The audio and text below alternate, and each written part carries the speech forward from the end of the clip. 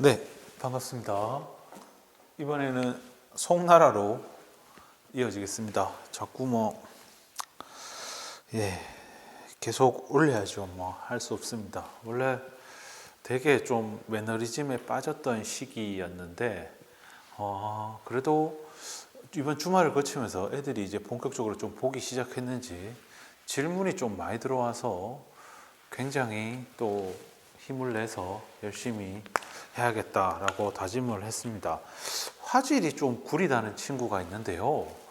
이게 모르겠어요. 이게 유튜브 쪽에서 코딩이 될 때 SD 형식으로 된다라고 나와 있더라고요. 그래서 그런 건지 아니면 이 카메라의 동영상 화질이 좀 구린 건지, 일단 지금 FHD로 이번에 설정을 좀 바꿔놨습니다. 메모리 카드도 새로 샀고요. 여러 가지로 돈을 많이 쓰고 있는데 어떨런지 모르겠네요. 자, 교과서 48에서 51페이지고요. 송나라입니다. 송나라도 역시 둘로 나뉩니다. 북송은 960년부터 1127년. 1127년 요 해가 이제 그 정강의 변이라고 금나라, 여진족한테 송나라가 털립니다. 그 시기를 북송이라고 하고요. 그 뒤를 남송이라고 합니다. 그러다가 이제 1279년 징기스칸, 몽골 군대에 의해서 멸망을 하게 됩니다. 네, 이렇고요. 북송 시대의 수도는 카이펑이고요. 카이펑. 옛날 그 개봉부, 한문으로 적다면 개봉부라는 곳인데, 이곳이 어디냐 하니까 장안, 시안, 당나라 때 수도였던 시안에서 좀 더 안쪽으로 들어가요. 좀 더 바닷가 쪽으로 들어갑니다. 이거를 굳이 또 지도를 그리자면, 지도를 또 이렇게 대충 그려보면요. 이렇게 있으면은, 이쪽 보면 위에서부터 이제 황하, 회수, 장강 이렇게 있다면, 대략 장안은 한 2줌 있다고 한다면, 개봉부는 이 황하강을 끼고 좀 이쪽이에요. 이쪽. 아마 이렇게 지도가 될 거예요. 이렇게 지도가 될 거예요. 이 위인지 아래인지는 아래지 싶은데 하여튼 그렇습니다. 좀 더 안쪽으로 당겨 옵니다. 왜 이런 현상이 일어나냐 하면은, 이 시기를 들어오면서 그 강남에 대한 경제 의존도가 되게 커집니다. 그래서 요 운하를 파놨잖아요. 요 운하가 연결되는 지역이 요 카이펑 요 부근이에요. 알겠죠? 그래서 요 카이펑을 수도로 삼았고, 남송 시대 때는 남쪽으로 옮겨가서 이 장강 쪽으로 옮겨갑니다. 거기가 이제 이만, 항저우죠, 항저우. 지금의 항저우, 이만. 이때 당시는 이만이라고 불렀어요. 이쪽으로 수도를 옮겼다 하는 얘기입니다. 그래서 북송시대, 남송시대 이렇게 나눌 수가 있습니다. 자, 그러면 정리를 해보겠습니다. 첫 번째, 건국과 멸망. 건국과 멸망을 동시에 다룹니다. 자, 당나라가 멸망하고 나서 중국은 다시 혼란기에 접어듭니다. 그 시대를 5대 10국이라고 합니다. 비슷한 거 있었는데 헷갈리면 안 됩니다. 알겠죠? 진나라가 망하고 나서 나오는 5호 16국이랑은 다른 겁니다. 5대 10국이라고 하고요. 이 5대가 쉽게 말하면 이제 정통 왕조예요. 당을 뒤를 이은 어디, 그 뒤를 이은 어디, 이렇게 황제 자리를 이어받는 애들이고, 이 뒤에 있는 10국은 이제 주로 5대 얘들은 황하유역에만 세력권이 있었어요. 나머지 아래쪽 강남 지방이라든가 이런 지역에는 영향력이 안 닿았어요. 그러면 나머지 지역에는 자기들이 나름대로 독립국처럼 이렇게 있었었는데, 그 나라가 10개가 되더라. 그러니까 화북 지역에 5개 왕조, 그 외 지역에 10개 나라. 그래서 이거를 5대 10국이라고 합니다. 그 나라 이름 되게 TMI인데, 후량, 후당, 후량, 후당, 후진, 후한, 후주. 요 5개 나라. 그래봤자 한 10년 정도? 이게 대략 당나라 멸망이 907년이고 송나라가 나오는 게 960년이니까 대략 한 50년 정도? 그 하나 앞에 해봤자 한 10년짜리 될까 말까인데 뭐 이런 거 다 알 필요는 없습니다만 이 후진 같은 경우에는 야들이 권력을 차지하기 위해 가지고 이상한 짓을 합니다. 그게 뭐냐?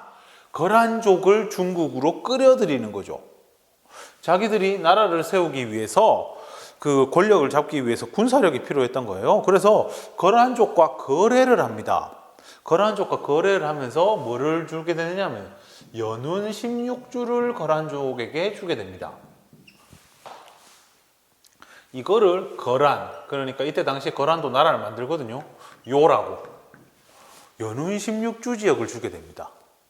연운 16주 지역은 이제 만리장성의 안쪽이거든요. 만리장성이 이래 만리장성이 뭐 이래 있으면 여기 안쪽. 그 요거 때문에 송나라가 되게 애를 먹어요. 그 만리장성 안쪽에 이래 있는 거야. 지금으로 치면 이제 베이징 뭐 이런 동네거든요. 베이징. 그 부군에 16개. 연운 16주를 주면서 나중에 이것 때문에 좀 많이 골치가 아파집니다. 네, 어쨌든 요 시기 되게 좀 뭐 혼란스러웠다 하는 얘기죠. 기본적으로 이렇게 혼란스러웠던 이유 중에 하나가 당나라 말기에 상태가 워낙 안 좋아서 이때 당시에 이제 지방 쪽에 설치는 애들이 있다고 했습니다. 누구라고 했어요? 기억납니까? 절도사. 절도사가 그 지방에서 군사, 행정, 재정 이런 걸 다 가지고 있거든. 그 얘들이 나라가 어지럽다 하니까 자기들이 거의 뭐 독립국가가 된 거예요. 알겠죠? 그러면 결국에는 새로 왕조를 만드는 이 송나라는 뭐를 처리해야 되느냐? 이 절도사를 처리를 해줘야 돼요. 알겠죠? 자, 그러면 건국은 누가 하느냐? 자, 건국. 조광윤이라는 사람. 그래서 이제 조씨가 왕을 하게 됩니다. 조광윤은 원래 후주의 장군이었어요. 후주의 장군이었는데 후주의 당시에 좀 이 군주가 황제가 좀 똑똑했어요. 세종이라고. 후주의 세종이라고. 이 시호로 세종 받는 거 아무나 못 받거든. 업적이 좋아야 받거든. 근데 얘가 37살인가 39살인가 갑자기 죽어요. 그래서 그 아들이 7살인가 그랬는데 이 친구가 어린 황제가 들어서니까 이 조광윤이가 어떻게 갈아엎은 거지요. 예, 그걸 갖다가 이제 역사에서는 뭐 진교의 변이다라고 하는데 뭐 진교역에서 머물던 조광윤이가 자고 일어났더니만 부하들한테 떠밀려가지고 황제가 되어 있더라 하는 거짓말 중에 센 거짓말을 친 거죠. 자기는 배신할 생각이 없었는데 부하들이 등 떠밀어가지고 자고 일어났더니만 내가 말 타고 이제 일로 가고 있더라 하는 얘기죠. 말도 안 되는 얘기인데 그렇게 해야 좀 뭔가 민심이라든가 이런 걸 좀 끌어안는다라고 생각을 했던 것 같아요. 네, 뭐 역사 쓰는 사람도 좀 좋게 쓰고 싶었겠지요. 이 사람에 대해서. 그치? 어린 황제의 자리를 뺏었다 이러면 좀 이상하잖아. 뭐 하여튼 그런 식입니다. 네, 그래가지고 이제 진교의 변을 통해 가지고 황제 자리에 조광윤이 올라가게 됩니다. 이거 카메라 이거 소리 켰나 이거 확인한 거예요. 네. 그래가지고 이제 송나라에서는 어떤 정책을 펼치게 되느냐 하면은 요겁니다. 문치주의. 이거는 뭐 송나라의 어떤 아이덴티티와 같은 겁니다. 기억을 해줘야 돼요. 문치주의, 뭐로써 정치 다스린다. 문으로써 다스린다. 문의 반대가 뭐겠노? 무. 알겠지? 이제 무력이나 이런 거 말고, 글로써 다스리겠다. 뭐 그런 얘기예요. 네, 그런 얘기입니다. 그렇게 하기 위해서 어떤 거를 했느냐? 금군이라는 거를 강화합니다. 금군 60만. 그러니까 금군이라는 거는 누구의 군대냐면은 중앙군이에요. 중앙군. 중앙군이라는 건 누구의 군사야? 황제의 군사야. 이거를 강화합니다. 그래서 문제가 뭐가 있느냐면은 이 중앙군을 강화하는 대신에 이 지방군이 굉장히 약해지게 돼요. 알겠죠? 그러니까 중앙에 군대를 키운 거야. 그 황제 주변의 군대만 막 으리으리하게 갖다 놓은 거고 국경 지역의 군대는 상대적으로 약해져요. 그래서 나중에 보면 알지만 송나라가 굉장히 고통받는 이유가 기본적으로 여기 있어요. 유목민족들, 다른 민족들이 억수로 쳐들어오거든요. 그 이유가 여기에 있습니다. 중앙군을 강화했기 때문이죠. 자, 또 각 행정부처의 그 장관과 부장관을 두게 만들어요.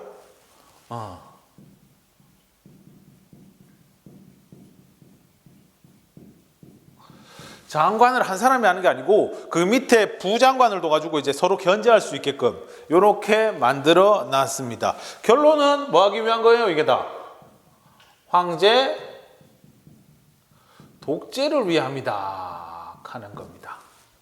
알겠죠? 자, 그 다음에 과거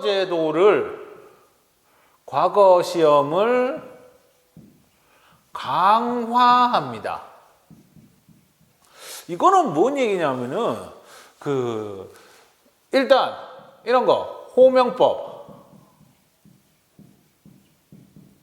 등록법.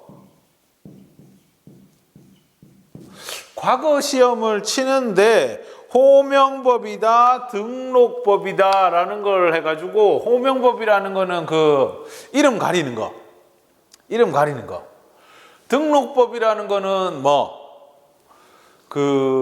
혹시 이름을 가리더라도 특유의 그 글씨체를 통해서 누군지 파악할 수 있으니까 이거를 다시 뺏겨 적는 거. 알겠지? 그러니까 과거 시험을 공정하게 치르기 위함이죠. 그리고 전시 실시. 전시라는 건요, 황제 앞에서 치는 시험이에요. 황제 앞에서 치는 시험입니다. 그래서 이 송나라 때 과거 제도가 3단계로 이루어집니다.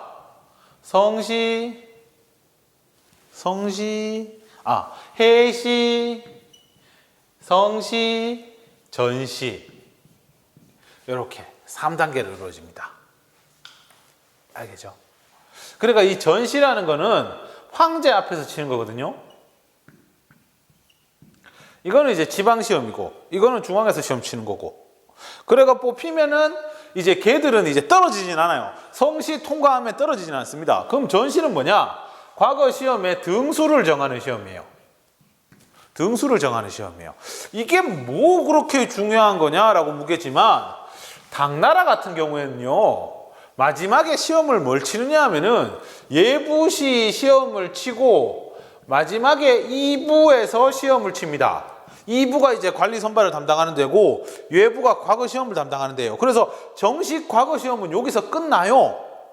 그러면 2부시라는 건 뭐냐 하면은 아까 저번에 내가 당나라 얘기하면서 얘기했는지 모르겠는데 이제 신원서판 이걸 확인하는 거죠. 신언서판. 얘가 쉽게 말하면 일종의 면접시험을 보는 거예요. 그래서 사실 이 면접시험에는 뭐가 반영된다는 거야? 이 사람의 가문이 반영될 수밖에 없는 거예요. 집안 좋은지 안 좋은지 이거 따지는 거야. 알겠지? 그래서 당나라 때의 과거 시험은 흔히 이렇게 얘기합니다. 관리 후보 자격시험. 이 사람이 관리 후보가 될 자격이 있느냐 하는 거고, 송나라 때는 말 그대로 관리 선발 시험이 되는 거야. 그러니까 이때 집안이 많이 작용하잖아요. 그러면 전시는요, 아니 황제가 집안 볼 게 뭐 있어? 자기 집안이 제일 좋은데. 안 그래요? 이 친구가 실력 있나 없나만 체크하면 되는 거지. 이게 등수정하는 시험이거든요. 과거 시험 등수가 되게 중요해요. 과거 시험 등수가 높아야 높이 올라가요. 과거 시험 등수 낮잖아요. 올라가려면 한참 걸려요. 알겠죠? 그래서 이런 식으로 통해서 높은 등수에 선발되었다 하면은 당연히 황제에 대한 충성심이 높아지는 거야. 알겠죠? 그래서 이러한 제도를 통해서 황제의 독재도 가능한 거고, 그 전에 당나라 때까지 있었던 어떤 문벌 이런 거 있을까 없을까? 없어지는 거지. 알겠지? 이제는 가문보다는 실력을 중요시한다. 좀 더 공정한 사회가 되겠구나. 이렇게 이해하시면 되겠네요. 됐지요? 됐죠? 그렇습니다. 하지만 문제가 있어요. 어떤 문제? 일단 이 문치주의를 추진하면서 이 군사들을 갖다가 다 빼거든. 처음에 국경에 있는 군사들을 다 뺀단 말이야. 그래서 이 조광윤 씨가 되게 쇼를 잘해요. 쇼를 잘해.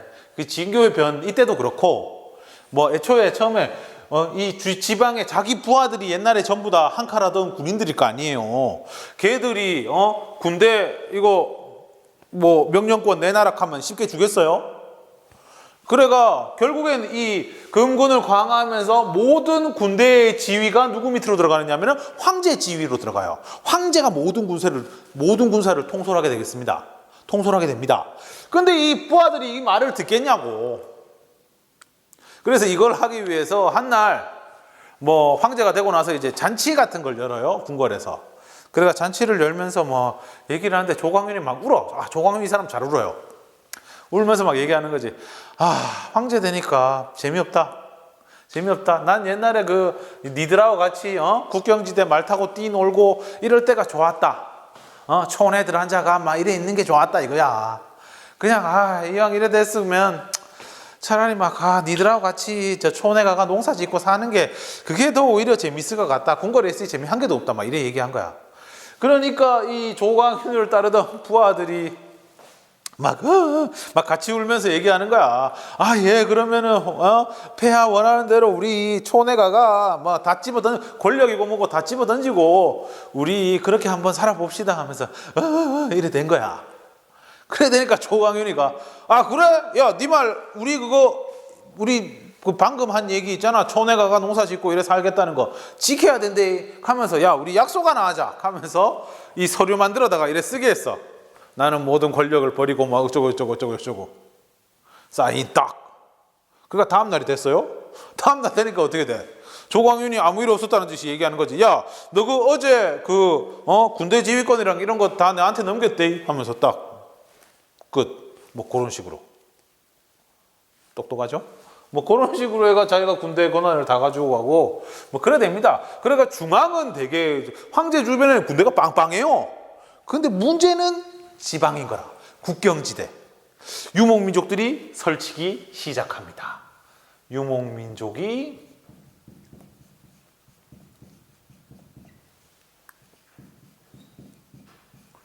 이 시대가 우리나라로 치면 이제 고려시대거든. 고려시대 때 보면은 막 계속 쳐들어오잖아. 거란족이니 여진족이니. 그 이유가 여기 있어요. 야들이 그대로 신경 안 썼어.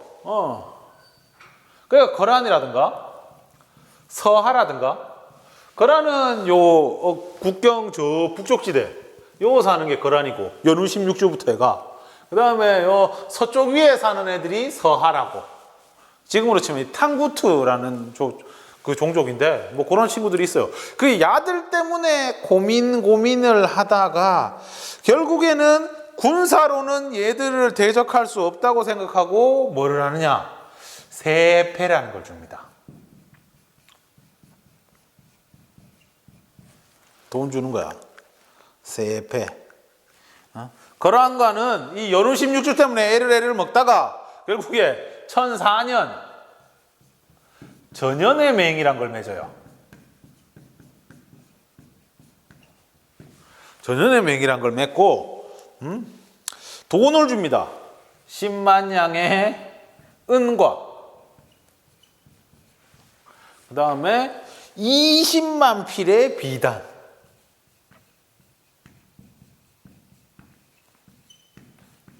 이거 줄 테니까 쳐들어오지 마라. 은 10만 냥 같으면요 3.7톤이고요. 20만 필 비단 같으면요 일렬로 세우면 2,500km 나가는 비단이에요. 그러니까 그만큼 중국이 송나라가 돈이 많다는 얘기도 되고, 이거를 통해서 송나라는 뭐 얻게 되느냐?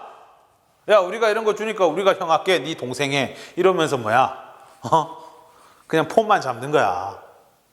마찬가지로 서한테도 돈을 줍니다. 5만 양의 은, 5만 양의 은, 그리고 비단, 그리고 티, 차까지 이렇게 주는 걸 갖다가 세패라고 합니다. 알겠죠? 결국에 아무리 돈이 많아도 그렇지 이런 거는 뭐야? 진짜 꽁으로 나가는 건데, 진짜 공짜로 나가는 건데 뭐예요? 재정에 부담이 되겠죠. 그러니까 이제 송나라가 건국한 지 얼마 안 있어 가지고 이제 문제가 생기기 시작하는 거라. 뭐 재정 부담, 재정 부담. 그리고 보면은 쓸모없는 군대들, 요 중앙군, 그 다음에 요 과거 시험을 통해 많이 나오는 관료들. 그래서 이거를 갖다가 송나라의 3대 문제라고 해서 삼용이라고 그래요. 쓸데없다 할 때 용자거든. 남용할 때 쓰는 용자인가? 아닌데. 뭐 하여튼 용. 그래서 용비, 재정부담, 용비, 돈 낭비, 그 다음에 용병, 병사 낭비, 그리고 용관, 관리들 낭비. 알겠지? 그러니까 과거 시험 이거를 강화하면서 관리들에 대한 대우도 되게 좋아져요. 웬만하면 나쁜 짓 해도 뭐 눈 감아주고. 그 과거 시험 한번 붙으면은 3대가 먹고 산다 그랬어요. 한 3년이면은 막 3대가 먹고 살 만큼 돈을 모은다 할 정도로 얘들을 갖다 뭐 대우도 되게 좋고 웬만한 비리는 다 눈 감아주고 뭐 이래 한 거야. 그 공무원 대우 잘 해줘야 돼요. 왜? 아니면 얘들이 나쁜 짓 해요. 공무원 사회를 그거 하는 건 아니고 공무원의 대우가 좋아야 정치가 바로 됩니다. 행정이 바로 되고요. 알겠죠? 자, 잠깐만 확인 좀 할게요. 몇 분 남았나? 22분이네. 송나라가 길긴 기네요. 네, 하여튼 그래서 요 세 가지 문제점을 갖다가 이제 해결할 때가 온 겁니다. 그래서 등장한 사람이 누구냐? 왕한석이라는 사람인데 그거는 한 템포 끊어가도록 하겠습니다.